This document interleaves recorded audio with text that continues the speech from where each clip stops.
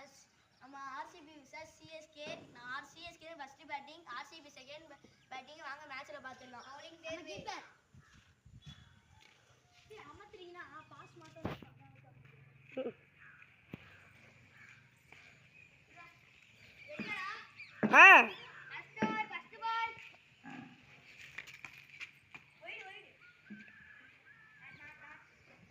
It's not white.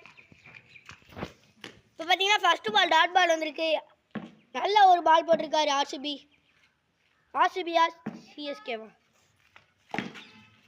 அடிச்சிருக்காரு ஒரு நல்ல ஒரு சிங்கிள். இது ஒரு குட்.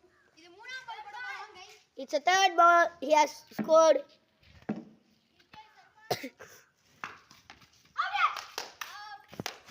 He is out.